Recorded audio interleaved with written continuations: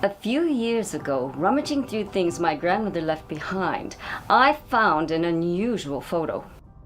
To give you a little history, my grandmother lived in Roswell, New Mexico, and worked at the Walker Army Air Force Base in Roswell during World War II. She taught soldiers to sew. She sewed the cover for the first atom bomb. And to my understanding, Roswell was the only place in the United States where the atom bomb was kept at that time. She apparently had some degree of security clearance because she was there during the alien autopsy.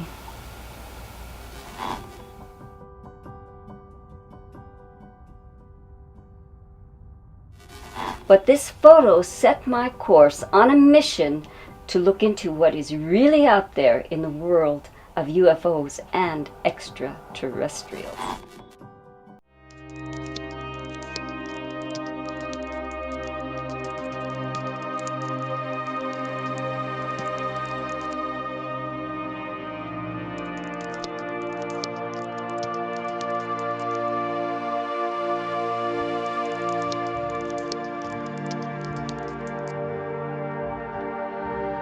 I am walked in. Her name is Martha.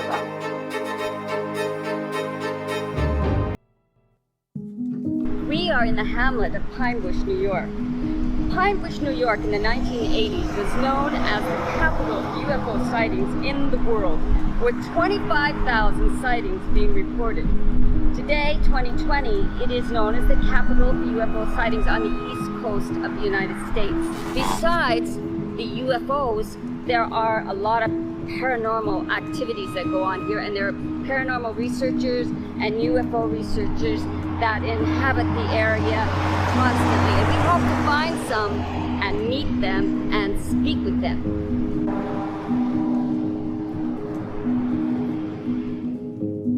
My name is Brian Bowden. I'm going to be doing the presentation in the CE5 tonight. Come ahead. Sorry, no, that's our fault. Not a problem.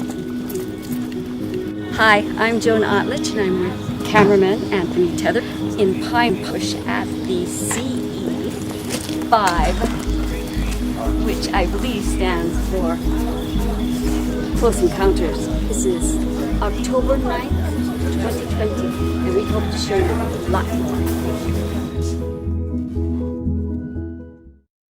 A few years ago, a man by the name of Brian Bowden, a New York State UFO and paranormal researcher, began an annual CE5 event on the outskirts of Pine Bush. I am Brian Bowden. I'm from the Bronxville Paranormal Society and also co-founder and director of the New York State UFO Project. And about 6 years ago, we started the Paranormal Center at the Pine Bush UFO Festival. Something we wanted to do to let's change it up a bit was 2 years ago I decided we're going to do a close encounter of the fifth kind. And what a close encounter of the fifth kind is, or sometimes referred to as a CE5. These are the protocols that Dr. Hynek created in your experience with aliens and craft. And the fifth kind is an active encounter. You're actively seeking an interaction with an extraterrestrial being, be it from this planet, outside the planet, some other galaxy. Close encounter of the fifth kind is what we're doing tonight. It's an active encounter, which directly involves communication with these entities. This is an experience of brain, body, mind. So we're gonna go, shut these down, and we're gonna kind of like, I'm gonna talk to you. I don't do the Stephen Greer protocol and let them whisper. We're gonna close our minds. We're gonna use our mind's eye to try to connect with these craft. We're gonna say it in our heads. We ended the day by being over where the final 3 talks were gonna be, which started about 9 o'clock and ended about 10. And while we were there, even though we were tired, we happened to meet a mother and daughter that came by specifically for the CE5 event. So we went to go and give them some kind of experience. And we went to this field, which was at Alice Court, just outside of Pine Bush proper, in the town. And while we were there, to our surprise, we were greeted by like 65 people. There was another 40 people that were on their way. More cars came. We set up for the night. The way this works is in active encounters, it was such an excitement for the day. We had to calm people down. So I kind of did a guided semi-meditation. I wanted people to just clear their heads of all the excitement they had during the day, meeting some of the exciting special guests, talking about aliens, and I wanted them to focus and just in their mind's eye say, we want to have an interaction with you, we want to meet with you, can you please come to us? And this is what we started to do. And while we were doing it there, I started to focus in on that whole thought. We want you to come down. Can you interact with us? And about 20 minutes into our silence, where everybody was kind of focusing, we used the same amount of time to check out in the sky where the traffic was flowing from. So normal air traffic. It's very important to know where normal traffic is. So if something out of the normal comes into play, we know where it's coming from. So we got that situated. And at one point I started hearing hooting and hollering. And I thought it was some kids in the next park next to us, maybe drinking or having some kind of a, good Saturday night. I turned to my friend Al, who was there, who was also part of, co-founder and director. And I said, I was about to say, you hear that hooting and hollering over there, when a gentleman came and appeared from behind where Al was and says, does anybody hear that owl? And I said, yeah, I was just about to say something. And as soon as I said I was just about to say something, above our heads appeared what looked like a dome white LED light. You can see a hexagonal shape on this, holding it in place. You saw a darkness of a craft, and you saw where it ended and where the sky was.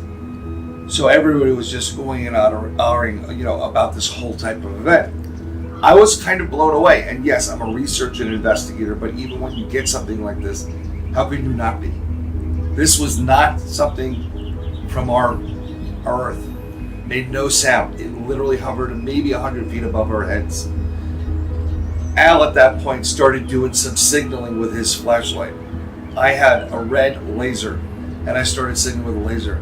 Al would give it 3 dots, 3 dashes. It signaled back, 3 dots, 3 dashes. We said to, I think it was out loud, I'm not positive at this point if it was in my mind's eye or out loud, can you do some tricks for us? Can you go out in the distance about 20 miles out to where the mountains are and just fly out and do some kind of air acrobatics? And it did. It zoomed out in an instant. We saw it there. It did right turns. It did incredible speeds from one mountain range to the next and banking turns that you could not do at the speed that we were seeing. And then it came back. We were just blown away by it. And for a few more minutes, it was hovering above our heads. It disappeared. We asked once again, just come back for a little while longer. It reappeared. We said thank you, and then it was over. It was done. It was one of the most incredible experiences as an investigator and researcher that I think anybody could have. I was still blown away by it. Everybody that participated in that event was just blown away by the entire experience. I mean, we literally brought a craft in that is not from this world. Mm-hmm. That's what a CE5 or close encounter of the fifth kind is designed to do. Because this thing is so far away, there's no possibility that it heard anything you said, and you don't even know if you said it out loud. Well, part of the whole way from research, how these alien races do communicate with people, they talk about mind speak. Science has been trying to communicate with life outside our planet. Means of communication include telescopic radio wave transmitters.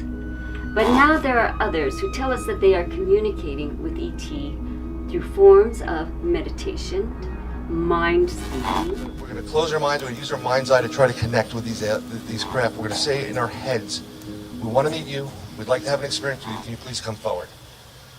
And that's all we're going to do. We had great success 2 years ago, and we're going to try to do it today. I mean, it's, if and when they do show up, it's truly out of this world to experience.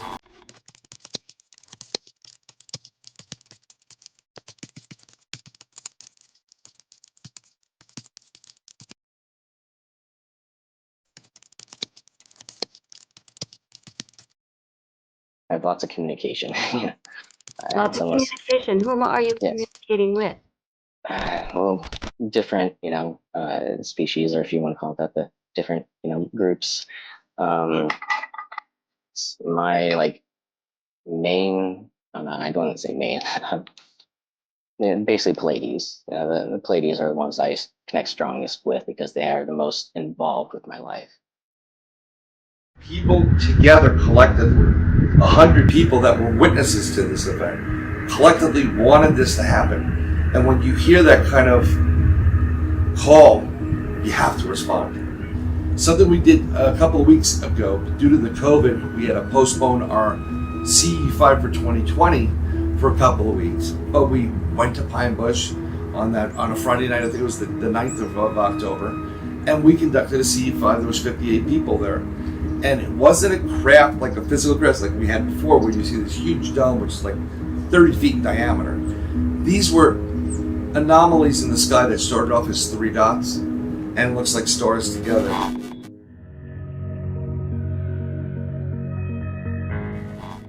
Hi, my name is Al Sanariga. I'm the founder of the Bronxville Paranormal Society, co-director of the New York State UFO Project, and co-director of the New York State Sasquatch Organization. I consider myself an experiencer and an investigator, not a researcher. I do not do any research, I investigate. I've had a lot of UFO experience and sightings over the years. My daughter was just born in '94, so she wasn't even a year old at that point. Now it's 2004, she's 10 years old, and we're coming home from a parent-daughter karate class, martial arts class. And we're driving on the road, the back roads up here in Dutchess County, and my daughter says to me, "Dad, there's a UFO following me." So I start laughing, 10-year-old girl, and I was like, "What makes you think that's a UFO?" And she said, "Dad, that light has been behind us since we left the karate school, and it hasn't passed us." And I said, "No, there's an airport up the road. It's probably just a plane or a helicopter going to the airport." But this light never passes us. We're hitting red lights and stop signs, and it never passes us. So we get to the airport, and it's parallel with us, right out my window, and it banks hard south, like it's going towards Manhattan, and we bank north, and we go home. Where I live, it's pitch black, cul-de-sac. There's no street lights, there's no sidewalks. It's very rural, and we pull into the driveway. The sensor lights go on, and I'm getting our martial art bags out of the trunk of the car. My daughter jumps out of the car. She's running up the walk to go in the house, and she starts screaming hysterical. So I look up to see what's the matter, and I said, "Amanda, what's going on?" And she said, "Look, Dad, above the house is a UFO." And there's this same triangle, I'm getting goosebumps, the same triangle gray, battleship gray UFO that I seen 10 years earlier in Yonkers, sitting above my house. I'm not a happy camper, and I'm telling it in my mind's eye, because I'm thinking, all right, it's probably can read my mind, it's mental telepathy, and I'm saying, "What are you doing above my house?" And get the hell out of here, and stuff to that nature. And so it starts to glide by me. It gets to me, and it makes a hard left, and it banks up the street. And our street is about 100 yards long straight. And I'm looking at this thing as it's gliding down the road, and if you blink your eye, you lose sight of it. So I'm watching it. It gets just past the last house on the block, and behind that are woods where there's a power line cut where kids ride their dirt bikes and their quad runners on the weekends. And it stops, and it rotates, and it's pointing north, and it drops out 3 red balls. And I freak out. That's it. I run in the house. I grab my samurai sword, because that's my choice, my weapon of choice at the time, because I'm doing martial arts. I grab a 125-pound German Shepherd, my mag light, my cell phone, and tell my wife to call me every 5 minutes. I'm going into the woods. I go into those woods, and I'm looking for broken branches where these red balls came down. I'm looking for any odd-looking stones on the ground that don't seem right. I'm looking for any smoldering leaf litter that's on the ground. And I walked up and down that power line 100 yards each way. I found nothing. It's it would be called UFOs that have been above your house. When they show themselves, I literally just say, "What's up?" and then go back into my house, you know.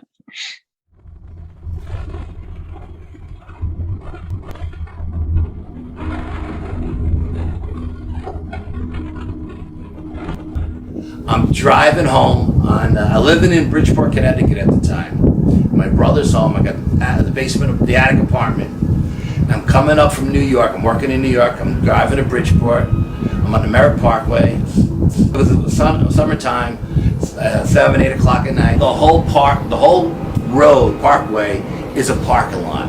Cars on both sides. No one's moving. Nothing's going on. And I see a state trooper in the grass playing with his radio. So I'm thinking, oh my God, it's a motorcycle accident or something. I got to get the trooper because my car is stuck. I need to get a tow. I go down to the trooper and I said, what's going on? And he says, look up. I go, look up. Let's look up. And I look up, and there above the parkway is a craft that I would describe as a mothership, the size of the Roman Colosseum, with arches like little windows. And I'm looking in the little windows to see if I can see anybody looking out. And everybody is out of their cars. Everybody's looking up, but nobody's running around like a chicken without a head. Nobody's going crazy. So I turn to the cop and I say, oh, what do you think it is? And he looks at me with this crazy look and he says, what do you think it is? You know, and I says, looks like a UFO to me, you know? Okay. Now I get home and I burst through the door looking for tell my brother what's going on. He's just coming home. He was upstairs painting my apartment, listening to a show called Tiny Merkel on the radio when the same craft was seen over Bridgeport.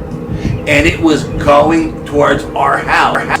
So my brother jumped in his car and he went to the highest point, which was some Catholic school up on a hill. I forgot what school it was called. And he went up there waiting for this craft to come by because he was going to get the smoking gun photograph of it. But at some point, it banked left and it went south towards New York, where I just happened to be coming north. And it came right down my way. And he was like, I can't believe it. My brother wrote a book, he put that story in his book. And when he went to verify that information with the radio station, they said it never happened and they had no recordings of it. They do that a lot. Yeah. What's the name of this book? Frank Santariga, Paranormal Family and Friends. Yeah, and that was crazy. A mothership. I mean, there was no wind. And any of these, and all of these experiences, when I tell you, there's no wind, there's no sound, there's no contrails, and when it leaves, when that getting back to the mothership, at one point, it jumps like 1,000 feet. It goes bing up in the air. As soon as it does that, the cop's radio works. He calls the station and says, send 2 jets from Bridgeport Air National Guard. We got a UFO over the parkway. Scramble 2 jets. They say, okay. They scramble 2 jets from Bridgeport Air National Guard. Now the jets get up in the air. And they're talking to the cop. I'm eavesdropping, listening into the conversation. And they say, well, we don't have anything on radar and we can see for miles. We don't see anything. And the cop is like, I'm telling you, it's in between this one exit and this exit. And they say, okay, we'll be there in 30 seconds, whatever. As soon as they said that, this thing went straight up in a blink of an eye and was gone. These 2 F-15 jets, I guess they were, come roaring down the parkway, barely above the trees. The trees blowing, leaves are flying, the ground is shaking. Felt like the end of the world. There's a lot that's come out from Roswell, and because of Roswell and people's interest in Roswell, more and more people take the idea, the concept of unidentified flying objects, or the new buzz phrase, aerial phenomenon. It would be very strange. Most people would kind of balk at, like, really? They're talking about aliens? Well, yes. The president and people that are significant in power are advised on a lot of things that affect national security as well as life. Aliens being one of them, whether you believe it or not. When you let people know that, you know, the president was briefed on aliens, they're like, they look at you strange, but it's a threat. It's a possible threat, but it may not be a threat. See, we don't know. Nothing has landed just yet that I'm aware of. And a lot of the stuff, even what I just mentioned about Roswell, having an interaction and an agreement with certain alien races, It's technically hearsay. It's supposedly in documentation, but no one's coming forth just yet. That's what people are looking for. They're looking for something called disclosure. Now, in my opinion, 1952, when a lot of these UFOs flew over Washington, D.C., and there's sightings everywhere, the news media ran a big story nationwide. People say that's disclosure, but I beg to differ. I think disclosure happened in 1977 with the release of Close Encounters of the Third Kind, where in that movie you see this exchange of humans for aliens, and we get back some of these people that went missing, like over the Bermuda Triangle, or people that have been abducted. But what was great about that movie was Dr. Hynek himself, who was in charge of Project Blue Book, to debunk this. But he couldn't, because he knew it was real, made a very bold appearance in that. At the moment when the craft opened up and the aliens are exchanging, there's a close-up shot of this man. That is true disclosure. Hynek went on to say that the completely negative and unyielding attitude of the Air Force wouldn't give UFOs a chance to exist, even if they were flying up and down the street in broad daylight. We're going against the wind. The wind's 120 knots from the west. Oh, that thing, dude.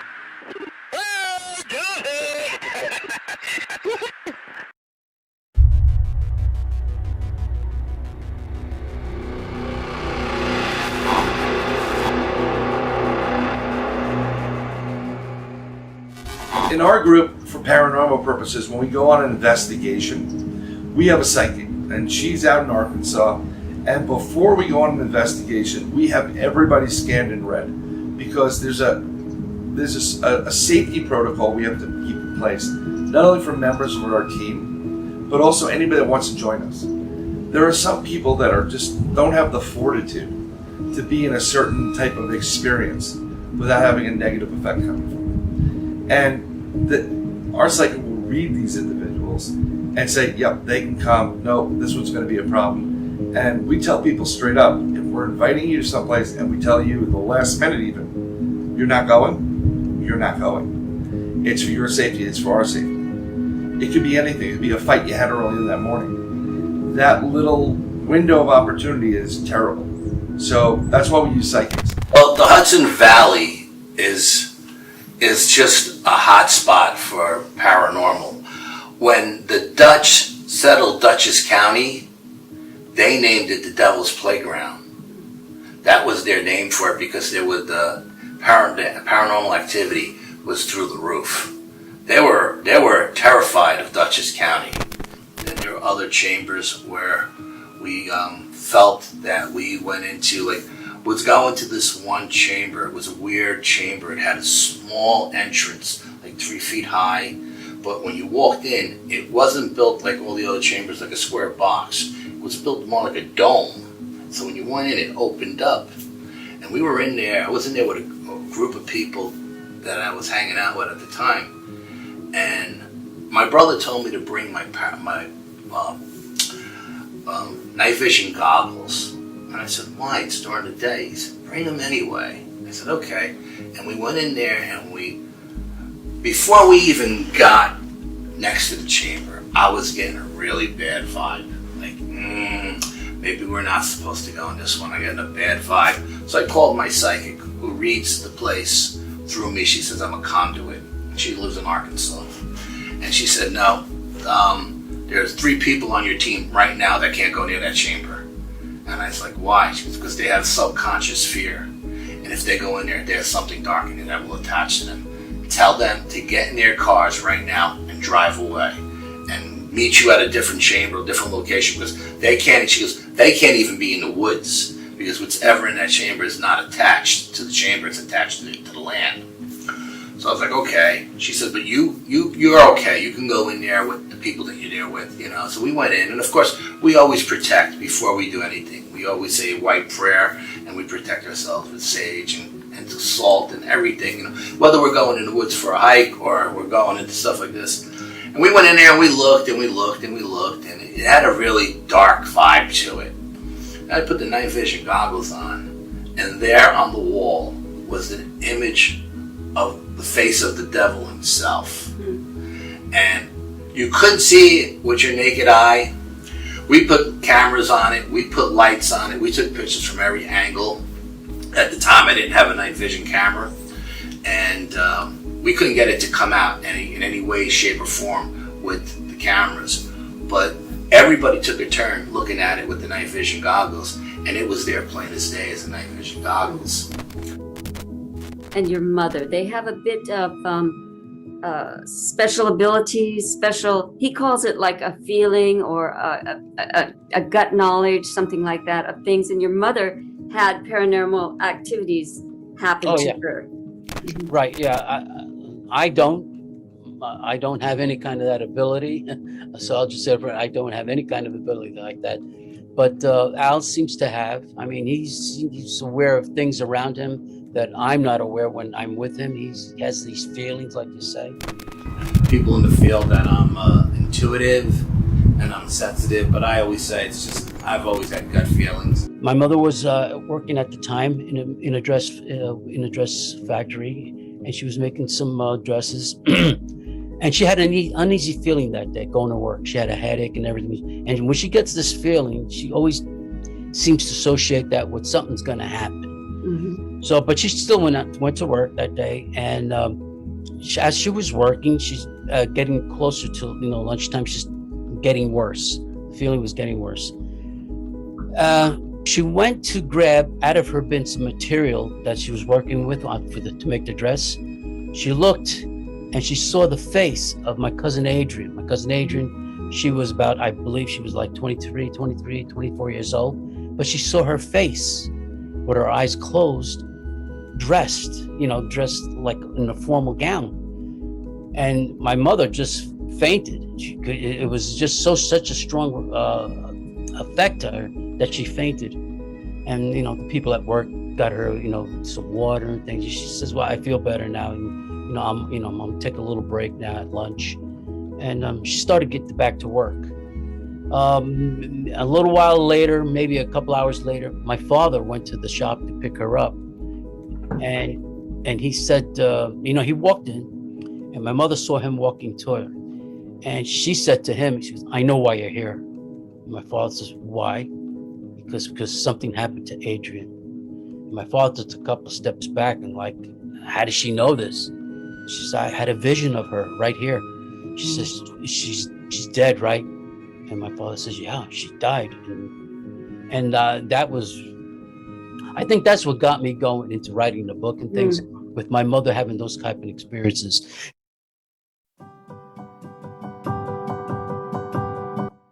I would go from the ships through the Temple of the Sun, and I would relay to the priest in the cavern inside the Temple of the Sun.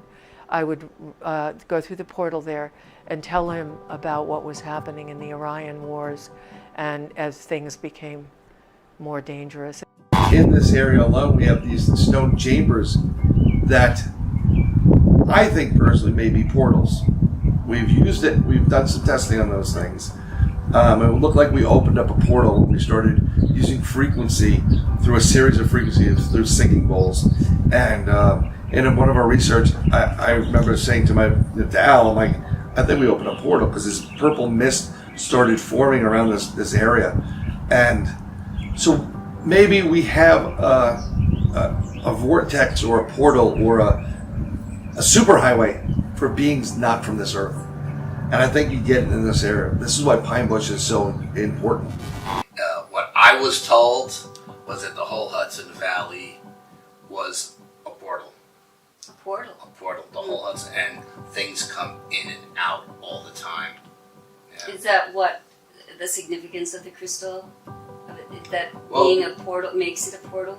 Well, I guess because of the way the crystal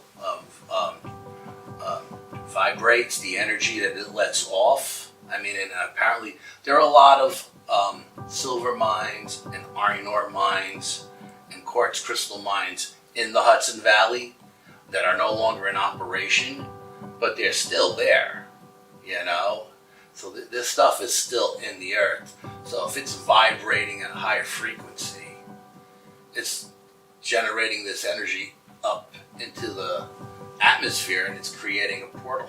I have a lot of experiences on the Parkway. There's different parts of the Parkway where I have different experiences.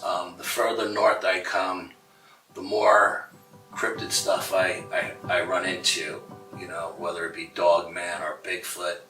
And the further south I go, it's more UFO related. There's certain areas that have these ancient stone chambers in them, and nobody knows who's built these chambers. The Native Americans say it wasn't them, because the Native Americans in this area didn't work with stone. Just in the Southwest, we worked with stone. My team psychic says they were built thousands and thousands of years ago, she said, by white men in robes. She said she doesn't know who they were, but I know I've gone into these chambers, and in one of the chambers, which is built on a Native American site, it's called the Nineveh Mountain Chamber. I was in there alone one time doing an investigation, and I was walking around, and I felt a hand touch me on my arm, and it was a small hand, like a woman's hand. It was warm, and it grabbed my arm. And the minute it touched me, the image I seen in my mind's eye was a young Native American girl. Invited to a symposium about a year or two ago, and I was lucky enough to sit next to a world-renowned psychic. I can't say their name because I don't have their permission to, but while I sat there next to this person, I started to pick their brain.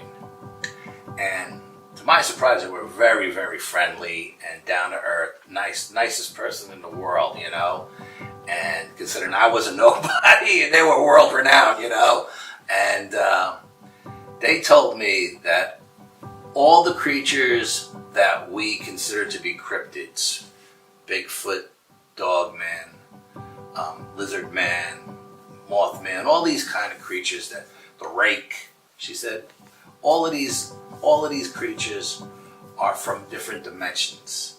They're dimensional. They come out of different dimensions, and they exist on two different dimensions here, and then where they came from, and they were able to go in and out of these portals as they will.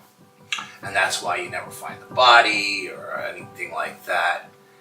And they went on to explain to me that the Native Americans always believed that these creatures, especially the Dogman and the Bigfoot, lived in two worlds. Their verbal history of these creatures were creatures that they thought they were supernatural. They lived in two worlds, our world and their world, and they were able to go in and out of. And after I sat down with that person and picked their brain, at the end of the night, I walked away saying, okay, that makes a lot of sense to me now.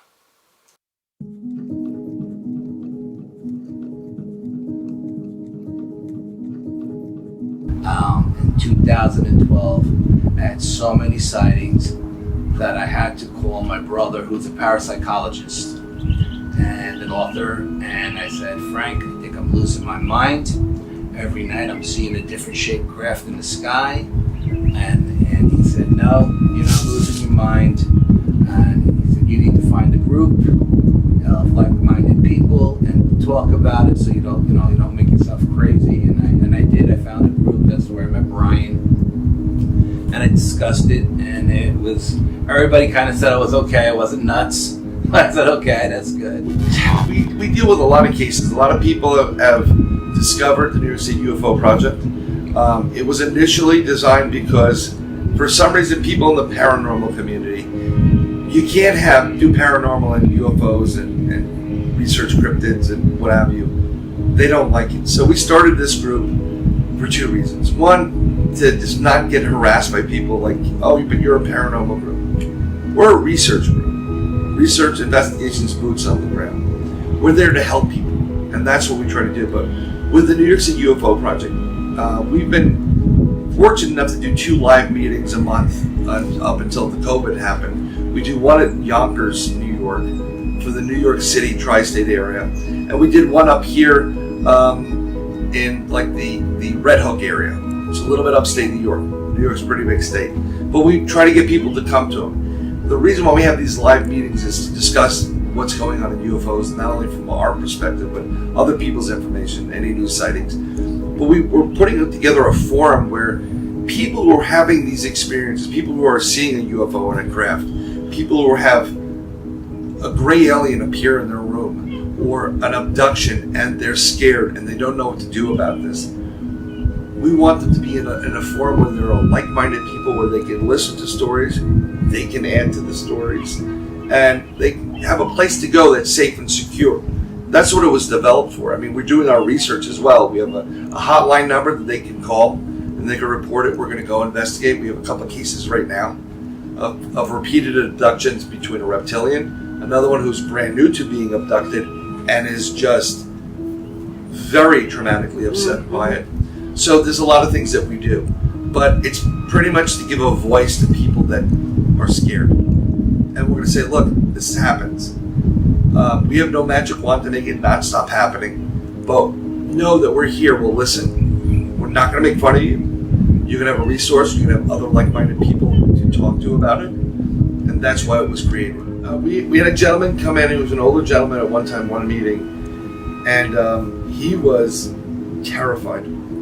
He started collecting all these books. He had this experience, and they started talking about abductions, and he was genuinely scared out of his mind. And some people initially gave him a hard time about it. I recently had an experience just the other night where I was laying in bed, 3 o'clock in the morning. The room is pitch black. I feel like someone is watching me. So my wife has had night terrors her whole life, and we have seen shadow people in the room, you know. But I look around and I got this smart watch for my birthday. The kids bought it for me. So when you roll your wrist, it goes on it, and it's a green light, and it turns the whole room green. So I went to roll the watch over, and it wouldn't go on. And I went to turn it on. And when I went to turn it on, it didn't look right to me. But 3 o'clock in the morning, I couldn't really make it. I was still half asleep. So I got my flashlight and I walked around, because what I thought I saw was a gray alien's head peeking in through the bedroom with door. That's what I thought I saw. So I got up and I got a flashlight and I walked around the house just to see. And the whole house looked normal. The cats were sleeping on the couch. Everything looked like it should, and went back to bed. In the morning when I woke up, I rolled my watch to see what time it was, and again, this time it wouldn't go on. So when I hit it to see what time it was, the numbers were backwards. They were facing away from me, which is strange. I would never put my watch on facing away from me. So when I went to check the settings, why it wasn't going on when I rolled my wrist, that actual setting was shut off and my watch was put on backwards. Now, I don't know if something happened that night. All I know is when I went to bed, the watch was set correctly and it was put on correctly. If I take this watch off now and try to put it on backwards, it's so difficult that I couldn't do it. When I put it on the way it's supposed to go on, it goes right on 1, 2, 3. So I don't know how the watch got on backwards, and I don't know why that setting was shut off. But I thought I seen a gray alien face peeking in, and I haven't mentioned it to my wife or kids or anything. I wouldn't want to scare them that way. But as far as me being abducted, I don't know. And this man came in, and many times the way that I receive, somebody would come in to see me or whatever would just be, they would feel guided. I mean, they just tell me I feel guided. And the first time he came in, he was what I call in the book, what I mentioned, is unmasked. And in those days, that was early on, so I was very new to a lot of this stuff. This was probably in the late 90s. And he came in, and I saw him. He took my breath away. He had a big cone head, and he came in and sat down with me, and his energy was enormous. his energy was so enormous that it frightened me. I mean, it just overwhelmed me. I was like, that. And he said, you know, I've been guided to come with you because you're one of the few people that I've been told would be able to help me and understand. I am the reincarnation of the Pharaoh Akhenaten, and I need to work with you. And I agreed. And what was interesting is when he came back the second time, he was absolutely 100% human. He had no large energy signature. He had no large head. You would not have looked twice at him on the street. He was as ordinary as could be.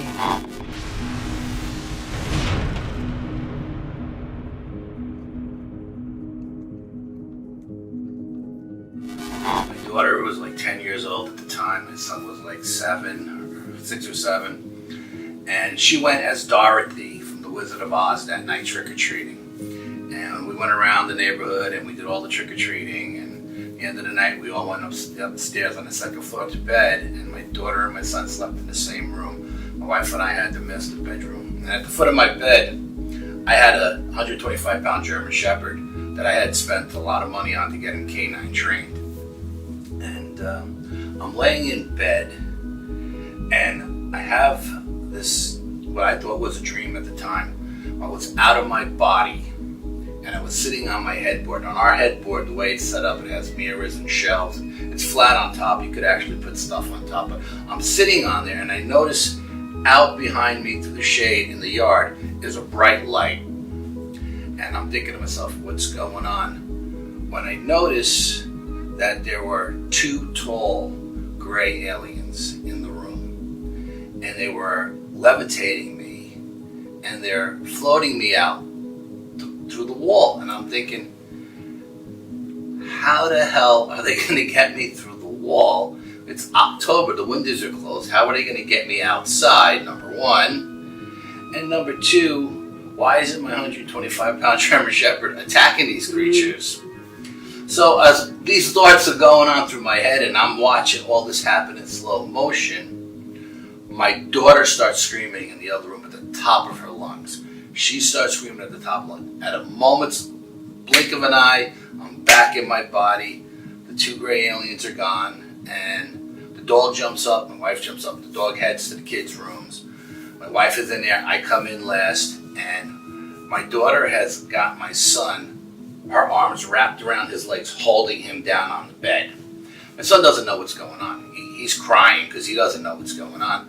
And I said to my daughter, what's going on? And she said, Dorothy was here, and she was taking my son out to the light in the yard. And I'm like, that doesn't make any sense. Why would Dorothy, I'm thinking she had a dream, you know, why would Dorothy, she's good, she's not the evil witch of the West, you know? And she says, no, Daddy, Dorothy was in the room, and she was taking my son out to the light, and I was holding him down, and I was telling her, you can't take my brother, you can't take my brother, and you know, and my son at the time was sleeping through the whole process. And so we calmed everybody down. I looked out the backyard, there was no light out there, and everybody went to bed. The next morning, everybody got up, the kids got up early to eat their Halloween candy, and I said to my wife, I said, did that really happen last night?